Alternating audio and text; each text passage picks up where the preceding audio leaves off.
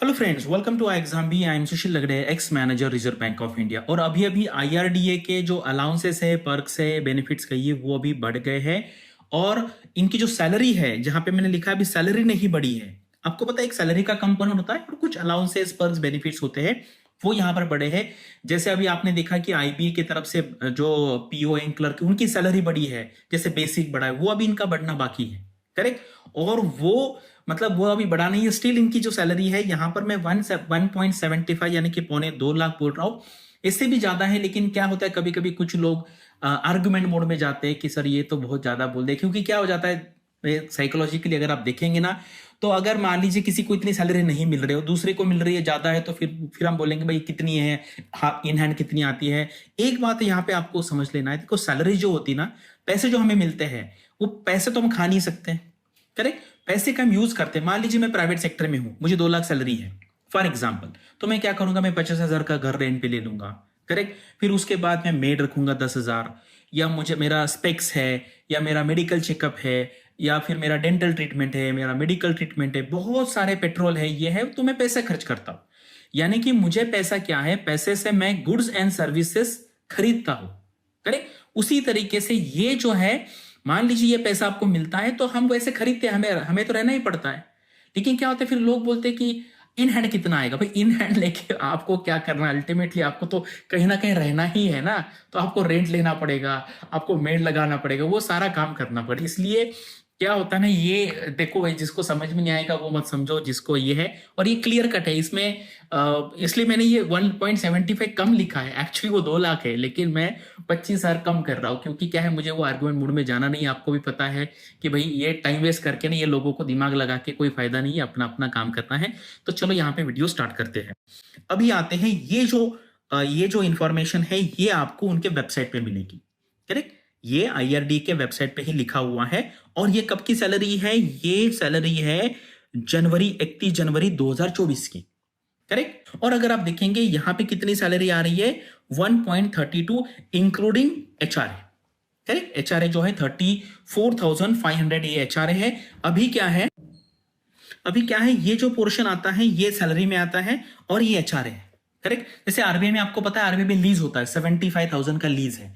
और मुंबई में अगर आपकी पोस्टिंग है तो उतना, अगर जो प्राइवेट में रह रहा है उतना भी अपने खीसे से उसको उतना पैसा देना ही पड़ता है। और मुंबई में 75 नहीं, 75 में आपको और 20-25 डाल के 1 लाख रुपए देना पड़ता है पर मंथ। ठीक है, ये हो गया। लेकिन अभी ये जो था, ये सिर्फ सैलरी वाला पार्ट है। और ये है, ये आपका एक बेनिफिट पकड़िए आप इसको। ठीक है, एचआरए जो अलाउंस पकड़िए।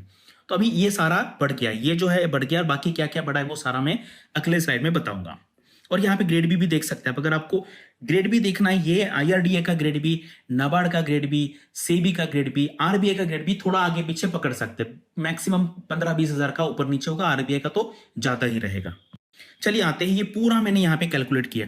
तो ये जो है, अभी यहाँ पे हम क्या करते हैं, ये जो सैलरी है जो साइड पे दिखा है, इसमें से ये माइनस कर देते हैं। तो ये कितना हुआ, इतना सैलरी हुआ। करेक्ट, 98,289। अभी हम क्या करेंगे, अभी हम सारे ही अलाउंसेस, पर्क्स, बेनिफिट कहिए वो ऐड करेंगे। इसमें मैंने एलटीसी का नहीं पकड़ा है। करेक्ट। लीव फेयर कंसेशन, यानी कि मान लीजिए आप प्राइवेट में हो, आपकी 5 लाख सैलरी है, घूमने तो जाते ही ना फॉरेन में। करेक्ट। आप फॉरेन में, मैं काफी यूरोप 2-3 बार गया हूँ, बाकी साउथ ईस्ट एशिया भी गया हूँ, तो वो हम अपने पैसे से जाते हैं। तो यहाँ पे क्या होता है, वो आपको देंगे, तो वो भी बेनिफिट ही है। अदरवाइज आपको खुद पैसा खर्च करना पड़ेगा। लेकिन ये कैलकुलेशन में मैंने ये नहीं पकड़ा है, ये आपको कंसिडर करना है। अभी देखो एचआरए बढ़ के कितना हुआ है, तो ये कितना हुआ है, 41,700 पर मंथ। अभी यहाँ पे ना, ये जो सैलरी है मैंने तीन टाइप में बोली है। एक ये है, अगर आपके 2 चिल्ड्रन हैं, ये 1 चाइल्ड पे है, और ये नो चाइल्ड पे है। करेक्ट। क्योंकि चिल्ड्रन का जो अलाउंस है वो 13,500 है। करेक्ट। एक अगर चिल्ड्रन है तो मिलेगा, 2 है तो फिर ये यहाँ पे 27,000 है, ये है। मैंने वो पकड़ के किया है, ऐसा नहीं है हमने 2। उसके बाद 180 लीटर पेट्रोल मिलता है, ये एक्चुअली आपको पैसा मिलेगा। करेक्ट। ये पैसा आपको एक्चुअली मिलता है, लेकिन ये क्वार्टरली मिलता है। ठीक है, क्वार्टरली मिलता है।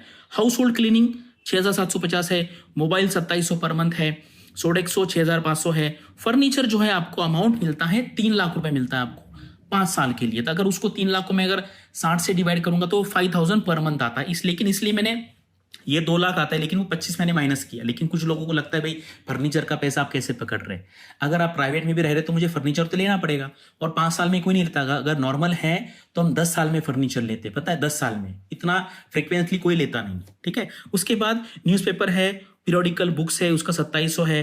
ब्रीफ केस जो है 7000 मिलता है एक साल में। आप ब्रीफ केस, पर्स कुछ भी ले सकते हैं, उसमें अगर महीने पकड़ेंगे 600 है। इक्विपमेंट मेंटेनेंस का है, मेडिकल रिएम्बर्स है, इतना मिलता है। 12 से डिवाइड करेंगे तो नियर अबाउट 6000 पर मंथ आता है। एनुअल हेल्थ चेकअप, और ये करना ही पड़ता है, अगर आप प्राइवेट में रहो, गवर्नमेंट में रहो, आपको ऑफिस देता है नहीं देता है, आज के डेट में आपको पता है, हेल्थ अवेयरनेस है, आप पैसा खर्च करना ही पड़ता है। ये देखो, इसको डिवाइड किया है। डेंटल ट्रीटमेंट है, आपको पता है डेंटल ट्रीटमेंट भी रेगुलरली हम करते हैं, उसका भी पकड़ते हैं। स्पेशल ग्रेड अलाउंस, ये अभी अलाउंस जो है ना, ये यहाँ पे ऐड होंगे। अलाउंस जो है यहाँ पे है, ये इतना बड़ा है। लर्निंग अलाउंस जो है वो इतना है। स्पेक्टेकल्स है, वाइफ और हस्बैंड यानी कि सेल्फ और स्पाउस को दोनों को मिलेगा, तो ये 12,000 मिलता है दोनों को मिला के 12 महीने में, एक साल में, तो 1000 रुपए होगा इसका। तो अभी अगर आप ये सारा पकड़ेंगे तो सिर्फ ये अलाउंसेस है यहां से लेके यहां तक, करेक्ट। अगर नो चाइल्ड है, अगर आप सिंगल है या शादी हो गई, बच्चे अभी नहीं है, तो ये इसका अमाउंट होता है 1,02,000। अगर एक चाइल्ड है तो 1,15,000, अगर 2 चाइल्ड है तो 1,29,000। तो यानी कि अगर आप ये सैलरी प्लस अलाउंसेस पकड़ेंगे तो अगर 2 चिल्ड्रन है तो 2,27,000 पर मंथ, एक चाइल्ड है तो 2,14,000 पर मंथ, और अगर आप अकेले है या शादी हो गई है और अभी बच्चे नहीं है तो 2 लाख रुपए पर मंथ आपका होगा। स्टिल मैंने यहां से 25,000 माइनस किया है। कुछ लोगों को भाई फर्नीचर का अलाउंस हजम नहीं होगा, कुछ लोगों को 2-4 हजम नहीं होगा, तो आप पकड़िए ये कितना है, ये ग्रेड ए का है। कितना है, ग्रेड ए का है। अगर मान लीजिए ग्रेड बी है तो आपने सैलरी देखा होगा, इससे 30-35 ज्यादा है, तो ग्रेड ए में आप इसमें और 30-35 हजार ऐड कर दो सैलरी के साइड से, और यहां पर भी ये जो अलाउंसेस है ये भी ग्रेड ए ग्रेड बी इसमें भी चेंज होता है। और अभी यहां तक ये जो हमने कहा ये आज का है, अभी इनका सैलरी रिवीजन बाकी है। सैलरी रिवीजन हुआ नहीं है, सैलरी रिवीजन होने के बाद आप देखिए ये और 20-25-30 तक और बढ़ेगा, करेक्ट। तो इतना है। और इतना मुझे बताओ, अगर आप प्राइवेट में, एक स्टूडेंट ने मुझे कल भेजा और उसने कहा सर इनका जो अलाउंसेस बढ़ा है वो 30,000 से बढ़ा है और मेरी सैलरी ही 30,000 है। तो आप देखिए, अगर आपको ऐसे जॉब में जाना है, ये जो सैलरी है, नाबार्ड ग्रेड ए में भी इतना नियर अबाउट मिलता है, सेबी ग्रेड ए में मिलता है, पीएफआरडीए में मिलता है, उसके बाद आईआरडी में मिलता है, आरबीआई में तो इससे ज़्यादा मिलता है। ग्रेड ए की बात कर रहे हैं हम, और ग्रेड बी में इससे भी ज़्यादा मिलेगा। तो इसके लिए आपको बहुत मेहनत करना पड़ेगा।